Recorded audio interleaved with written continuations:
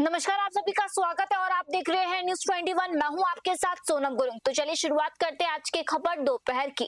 बाड़ी उपखंड से गुजर रहे हाईवे 11 पर धौलपुर रोड स्थित बिजलौली और नैपुरा के बीच गुरु पूर्णिमा के अवसर पर गेंदा बाबा के दर्शन कर लौट रही एक निजी बस पलट गई। इस भीषण दुर्घटना में बस में सवार लगभग आधा दर्जन यात्री घायल हो गए। दुर्घटना के कारणों को लेकर अलग अलग बातें सामने आ रही है। सूचना मिलते ही सदर थाने के एएसआई कंपेटर सिंह पुलिस टीम के साथ मौके पर पहुंचे और ग्रामीणों की मदद से घायलों को अस्पताल पहुंचाया गया। गनीमत रही कि हादसे में कोई जनहानि नहीं हुई और सभी घायल खतरे से बाहर है। धौलपुर से संजय कसाना की रिपोर्ट।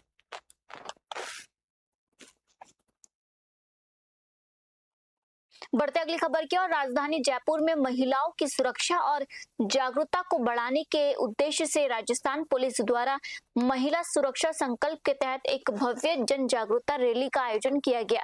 ये रैली हवा महल से शुरू होकर रामगंज चौपड़ तक निकाली गई, जिसमें पुलिस अधिकारियों, महिला पुलिसकर्मियों, छात्र छात्राओं और बड़ी संख्या में आम नागरिकों ने उत्साहपूर्वक हिस्सा लिया। रैली के माध्यम से महिलाओं को उनकी सुरक्षा संबंधित कानूनी अधिकारों के प्रति जागरूकता किया गया। साथ ही किसी भी आपात स्थिति में सहायता के लिए महिला हेल्पलाइन नंबर 1090 और साइबर अपराध की शिकायत हेतु 1930 हेल्पलाइन का उपयोग करने की विशेष अपील की गई। इस अवसर पर पूर्व पार्षद रानी लुबना भी अपनी टीम के साथ रैली में शामिल हुई। जयपुर में आदिल खान की खास रिपोर्ट। सीकर जिले के गोद थाना क्षेत्र के सरवड़ी गांव में गर्भवती महिला पर धारदार हथियार से हुए जानलेवा हमले के मामले में पुलिस ने तीव्र कार्रवाई करते हुए मुख्य आरोपी सुरेश सैनी को डिटेन कर लिया है। आरोपी के डिटेन होने की आधिकारिक पुष्टि धौद पुलिस उपाध्यक्ष राजेश कुमार द्वारा किए जाने के बाद ग्रामीणों और पीड़ित परिवार का धौद थाने के बाहर चल रहा धरना समाप्त हो गया। धरने पर बैठे लोगों ने आरोपी के खिलाफ सख्त कानूनी कार्रवाई और कड़ी सजा की मांग की है। सामाजिक कार्यकर्ताओं और आमजन द्वारा हर संभव आर्थिक सहयोग का भरोसा दिलाया गया। सीकर से दुर्गा सिंह कुमावत की विशेष रिपोर्ट। क्या जो पूरा प्रकरण हुआ, क्या किस तरह से जो है धरना प्रदर्शन रहा, क्या जो मांगे पूरी हुई है? हाँ, ये जो अमानवीय कृत्य जिस हमलावर ने किया था, धरने की सबसे बड़ी मांग यही थी कि उसकी गिरफ्तारी हो। मंजीत जी ने और हम लोगों ने 5 बजे तक का समय प्रशासन को दिया था कि 5 बजे तक अगर हमलावर की गिरफ्तारी नहीं हुई तो आंदोलन को उग्र करके और जिस भाषा में प्रशासन काम कर सकता है, जिस भाषा को समझ के उस भाषा में बात करने के लिए हम लोग तैयार थे। लेकिन समय रहते प्रशासन ने आरोपी को और उस हमलावर को गिरफ्तार कर लिया। गिरफ्तार करने के बाद में हम लोगों ने भी प्रशासन को धन्यवाद दिया कि भाई ठीक है, आपने जो समय लिया उस पर आपने गिरफ्तारी कर ली है। आगे हम लोगों को क्या करना है, ये मंजीत जी और हम सब लोग उनके परिजनों से मिलकर के बात कर लेंगे। धरने का जो मुख्य उद्देश्य था, जो मुख्य मांग हमारी थी, वो प्रशासन ने हमारी पूरी कर दी है। धन्यवाद। क्या कुछ इसमें अपडेट है? जी सर, कल ये 11 बजे, 11:15 बजे के आसपास की घटना है। सरवड़ी ग्राम में ही एक सुरेश कुमार सैनी नाम का व्यक्ति है, जिसके पड़ोस में एक बच्ची रहती है प्रियंका नाम से। तो उस बच्ची पे कल चाकू से जानलेवा हमला किया गया, उसको गला काटा गया। जिस पर पुलिस को सूचना मिली, पुलिस तुरंत मौके पर गई और उस पीड़िता को, बच्ची को तुरंत हॉस्पिटल में भर्ती कराया गया। और इसके अलावा मुलजिम को तुरंत गिरफ्तार करने के लिए 7-8 टीमें थाने से और अन्य थानों से मिलकर सबकी बनाई गई और उसको आज डिटेन कर लिया गया। बढ़ते अगली खबर की और आपको बता दें, नागौर के नोखा स्थित श्री बालाजी सेवा धाम में गुरु पूर्णिमा महोत्सव श्रद्धा, भक्ति और उत्साह के साथ मनाया गया। इस पावन अवसर पर गुरु पूजन, वैदिक मंत्रोच्चारण के साथ हवन यज्ञ और विशाल भंडारे का आयोजन किया गया, जिसमें सैकड़ों श्रद्धालुओं ने प्रसाद ग्रहण किया। सेवा धाम पीठाधीश्वर आचार्य बजरंग दास महाराज ने श्रद्धालुओं को गुरु महिमा, हरिनाम, संकीर्तन और हनुमान जी को अपना गुरु मानकर राम भक्ति से जुड़ने का संदेश दिया। नागौर जिला कलेक्टर देवेंद्र कुमार और एसडीएम गोविंद सिंह भिचर ने सेवाधाम पहुंचकर गुरुदेव का आशीर्वाद प्राप्त किया। नागौर से मोहित रंगावत की रिपोर्ट।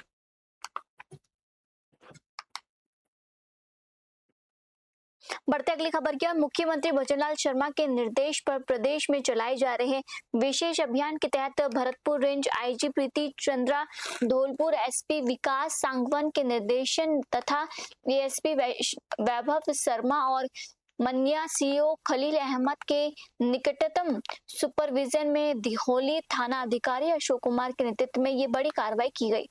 थाना अधिकारी ने बताया कि थाना परिसर के सामने नाकाबंदी के दौरान मुखबिर से सूचना मिली है कि धौलपुर की ओर से एक बोलेरो मैक्स पिकअप में अवैध देशी शराब भरकर राजाखेड़ा की ओर ले जाई जा रही थी। सूचना मिलते ही पुलिस ने बैरिकेडिंग कर वाहन को रुकवाया। वाहन के तलाशी लेने पर उसमें घुघरू ब्रांड के देशी सादा मदिरा के 300 कार्टन यानी 14,400 पौवे बरामद हुए हैं। पुलिस ने चालक राम अवतार पुत्र दुपटीलाल निवासी सामोर थाना दिहोली को मौके से गिरफ्तार कर लिया। आरोपी के खिलाफ दिहोली थाना में प्रकरण संख्या 138/2026 के तहत आबकारी अधिनियम की धारा 19/54 में मामला दर्ज किया गया है। मामले की जांच एएसआई आनंद कुमार कर रहे हैं। पुलिस का कहना है कि अवैध शराब के निर्माण, परिवहन और तस्करी के खिलाफ अभियान आगे भी इसी तरह लगातार जारी रहेगा और ऐसे मामलों में सख्त कानूनी कार्रवाई की जाएगी। धौलपुर से संजय कसाना की रिपोर्ट।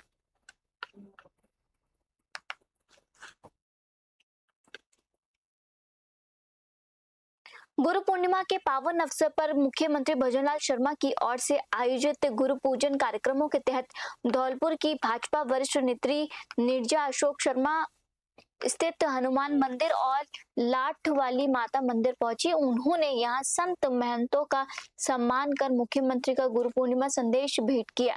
नीरजा अशोक शर्मा ने कैंथरी हनुमान मंदिर के महंत शांतिदास महाराज और लाठी वाली माता मंदिर के पुजारी सुखदेवानंद महाराज को श्रीफल, वस्त्र और सम्मान सामग्री अर्पित कर आशीर्वाद प्राप्त किया तथा प्रदेश की सुख समृद्धि की मंगल कामना की है। इस अवसर पर भाजपा नेत्री ने कहा कि भारतीय संस्कृति में गुरु का स्थान सर्वोच्च है। धौलपुर से संजय कसाना की रिपोर्ट। कोटा शहर से रिश्तों को तार-तार कर देने वाली एक बड़ी और चौंकाने वाली खबर सामने आई है। यहाँ जमीन और आपसी रंजिश के चलते एक ही परिवार के लोग आपस में इस कदर भिड़े कि पूरा इलाका रणभूमि में तब्दील हो गया। पिता, पुत्र और भाइयों के बीच लाठी डंडों और धारदार हथियारों से हुई खूनी संघर्ष में कई लोग गंभीर रूप से घायल हो गए। इस खूनी खेल का एक लाइव वीडियो भी सामने आया। पुलिस ने वायरल वीडियो के आधार पर मामला दर्ज कर पूरे मामले की गहनता से जांच शुरू कर दी है। कोटा से सुरेश कुमार पटेरिया की रिपोर्ट।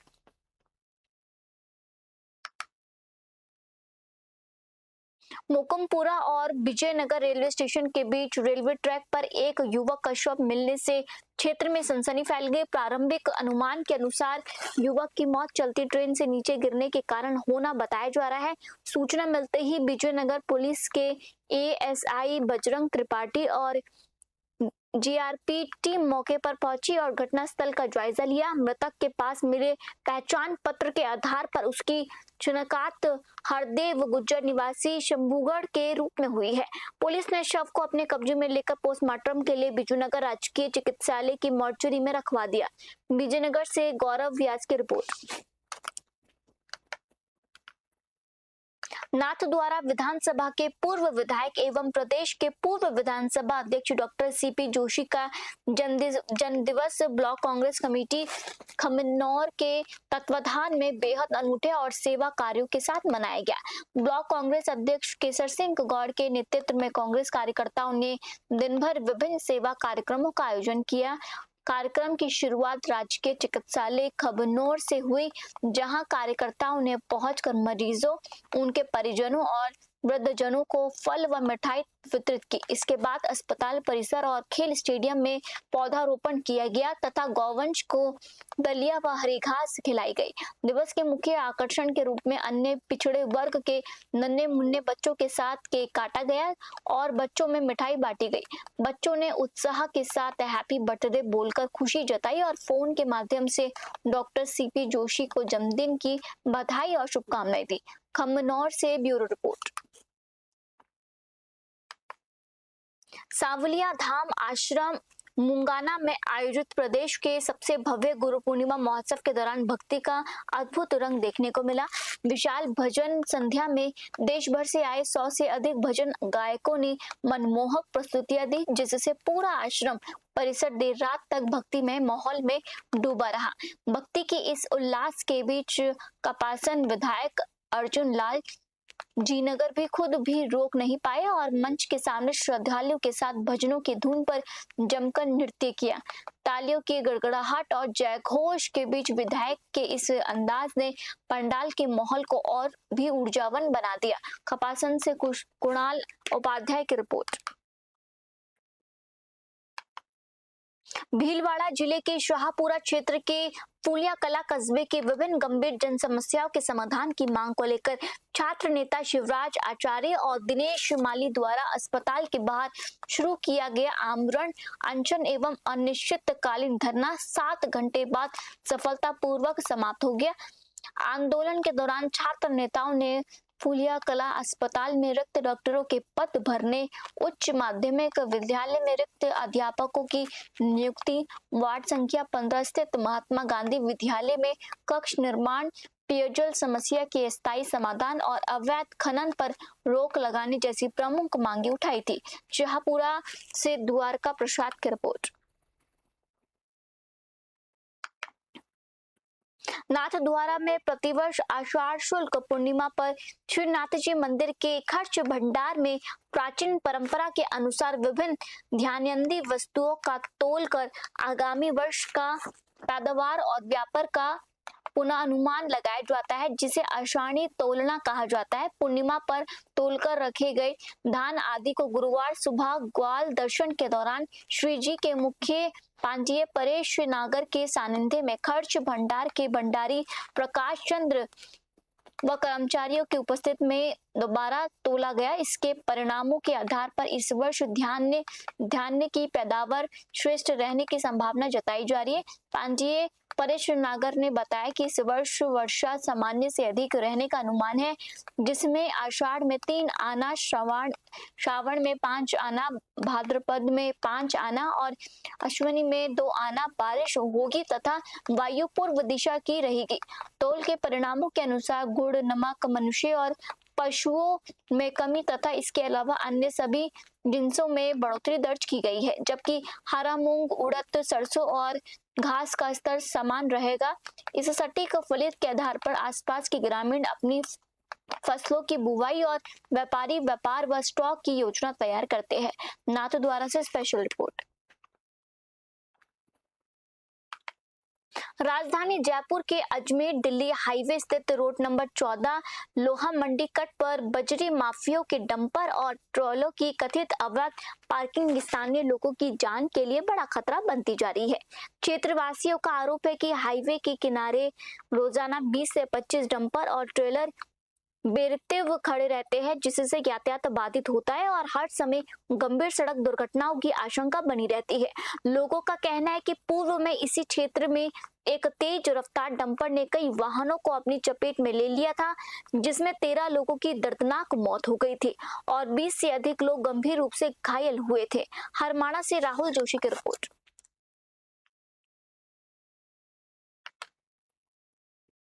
गुरु पूर्णिमा के पावन अवसर पर मुख्यमंत्री भजनलाल शर्मा ने भीनमाल के निकटवर्ती गाजीपुरा मठ के मठाधीश प्रेम भारती महाराज को शुभकामनाएं संदेश प्रेषित किया। मुख्यमंत्री ने अपने संदेश में कहा कि भारत के ऋषियों और आचार्यों ने हमेशा संपूर्ण मानवता को ज्ञान का प्रकाश दिया। उन्होंने विश्वास जताया कि प्रधानमंत्री नरेंद्र मोदी के नेतृत्व में देश पुनः विश्व गुरु बनने की ओर अग्रसर है और राजस्थान भी इस सांस्कृतिक पुनर्जागरण में अपनी अहम भूमिका निभा रहा है। मुख्यमंत्री ने महंत के उत्तम स्वास्थ्य, दीर्घायु और निरंतर लोक कल्याणकारी मार्गदर्शन की कामना करते हुए सादर प्रमाण प्रेषित किया। भीनमाल से भरत सोनी की रिपोर्ट। प्रधानमंत्री नरेंद्र मोदी जी का सनातन धर्म के प्रति लगाव है, इसी तरह हमारे राजस्थान के यशस्वी मुख्यमंत्री भजनलाल जी शर्मा जी का भी सनातन धर्म के प्रति बहुत लगाव है और हमें गई साल और ये साल दोनों में हमें हार्दिक बधाइयां भेजी शुभकामनाएं भेजी। इसके लिए हम हमारी तरफ से साधुवाद देते हैं, खूब खूब आशीर्वाद देते हैं और शुभ मंगल कामनाओं के साथ उनको उनकी सरकार, प्रधानमंत्री नरेंद्र मोदी जी का सनातन धर्म छोटी काशी के नाम से मशहूर जयपुर शहर में गुरु पूर्णिमा का पर्व पूरी श्रद्धा, भक्ति और उत्साह के साथ मनाया गया। इसी कड़ी में निवायु रोड स्थित परमानंद आश्रम लक्ष्मी नगर से दुर्गा माता मंदिर तक पराशर ब्राह्मण समाज झोटवाड़ा क्षेत्र की ओर से एक भव्य कलश शोभा यात्रा निकाली गई, जिसमें बड़ी संख्या में श्रद्धालुओं ने भाग लेकर अपनी आस्था प्रकट की। निवारू रोड स्थित परमानंद आश्रम से प्रारंभ होकर ये शोभा यात्रा दुर्गा माता मंदिर तक प्रमुख मार्ग से होते हुए गुजरी। जयपुर से शुमाइल सौदागर की रिपोर्ट।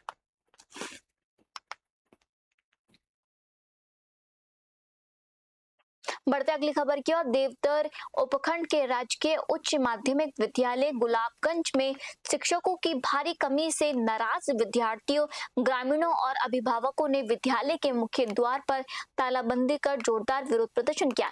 इस दौरान प्रदर्शनकारियों ने शिक्षा विभाग के खिलाफ जमकर नारेबाजी करते हुए रिक्त पदों पर शीघ्र शिक्षक नियुक्त करने की मांग उठाई।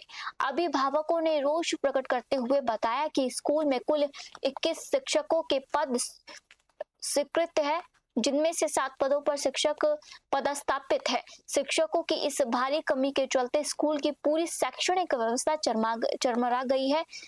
रेवदर से रमेश माली की ग्राउंड रिपोर्ट।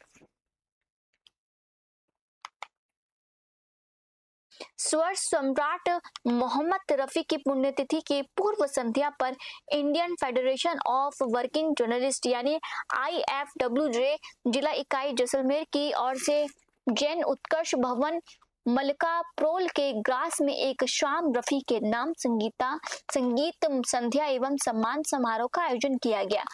आयोजन के तहत पूर्व वर्षों से जैसलमेर में संगीत संध्याओं का आयोजन करने वाले विभिन्न आयोजकों का विशेष सम्मान किया जाएगा।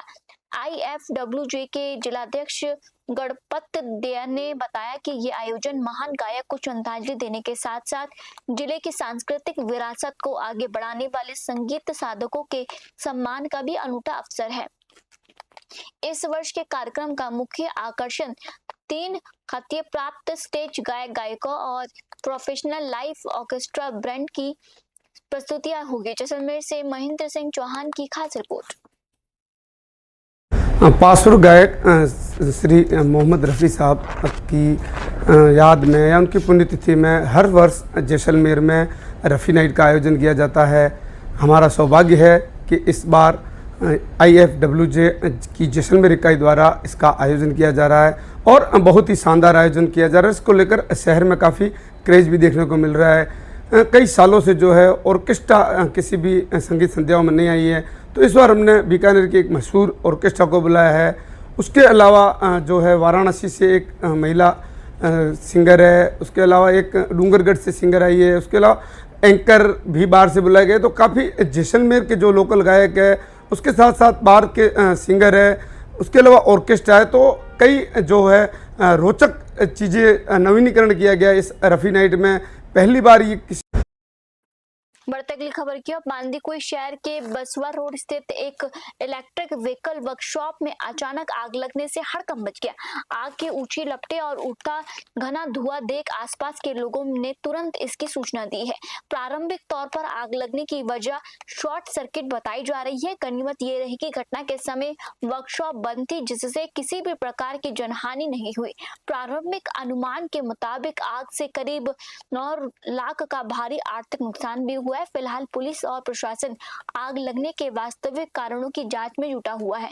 बांदीकुई से गुमान मीणा की रिपोर्ट।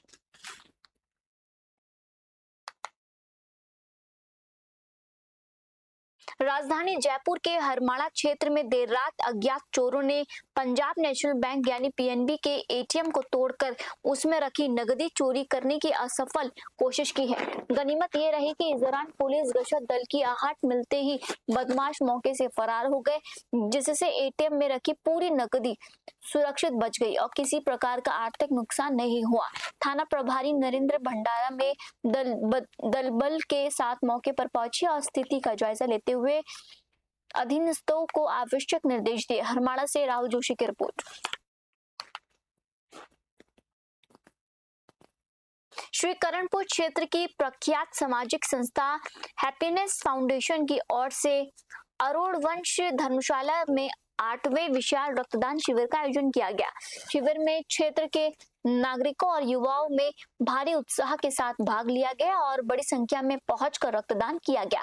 संस्था के सदस्यों ने जानकारी देते हुए बताया कि हैप्पीनेस फाउंडेशन द्वारा हर साल 30 जुलाई को नियमित रूप से रक्तदान शिविर का आयोजन किया जाता है।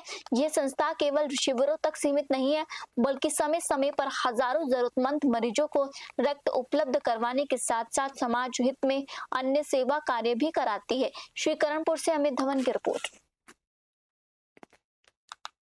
मुख्यमंत्री भजनलाल शर्मा के धौलपुर दौरे के बाद राजोखेड़ा से कांग्रेस विधायक रोहित बोहरा ने एक प्रेस वार्ता कर राज्य सरकार पर जमकर निशाना साधा है। विधायक ने मुख्यमंत्री के दौरे को लेकर तंज कसते हुए कहा कि वे धौलपुर और राजोखेड़ा की सुध लेने के लिए सीएम का धन्यवाद तो करते हैं, लेकिन इस दौरे में क्षेत्र के लिए कोई भी बड़ी नई सौगात नहीं दी गई। उन्होंने मुख्यमंत्री के पूरे कार्यक्रम को इवेंट मैनेजमेंट करार देते हुए भीड़ जुटाने में सरकारी संसाधनों के दुरुपयोग का आरोप लगाया। धौलपुर से संजय कसाना की रिपोर्ट।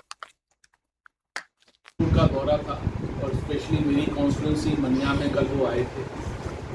मैं उनका एक तो तहे दिल से शुक्रिया अदा करता हूं कि आपने धौलपुर की सुध तो ली और राजाखेड़ा की सुध तो ली, तो तहे दिल से मैं शुक्रिया अदा करता हूं। और एक चीज़ के लिए उनको शुक्रिया अदा करता हूं कि उनने राजाखेड़ा के लिए एक पुल की मंजूरी करी, उसके लिए उनका बहुत बहुत धन्यवाद। बाकी तो वो कोई चीज़ अनाउंसमेंट करके नहीं गए।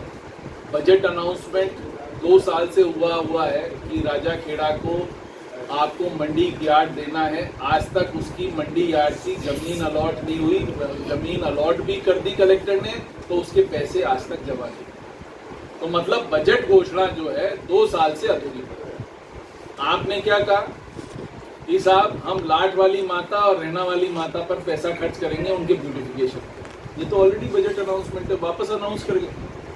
अरे यार कोई जगह आए हो, कुछ तो सोचो कि कुछ तो नई चीज़ अनाउंस करके जाओगे। वो अनाउंस कर दी 15 करोड़ की, बोला मिसिंग लिंक देंगे, उसमें से 10 करोड़ तो एमएलए कोटा की ऑलरेडी सैंक्शन हो गई, उसमें 4-5 करोड़ की उसमें ये पुल भी है, तो 4-5 करोड़ का पुल हो जाएगा।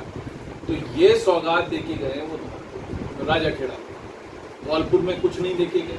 आज उन्होंने क्या करा, 148 करोड़ के लोकार्पण मतलब इनके जमाने के काम सैंक्शन नहीं थे, वो काम सैंक्शन थे कांग्रेस रेजिम में। उसमें 101 करोड़ का तो 220 के लिए का सबस्टेशन था मनिया का, जो हम पहले ही बजट अनाउंसमेंट कर चुके थे और जिसपे काम चालू था, क्योंकि उसकी लाइन खींचनी थी इसलिए उसमें टाइम लगा। उनका दौरा। फिलहाल आज के बुलेटिन में इतना ही और आप देखते रहिए न्यूज़ 21। जय हिंद।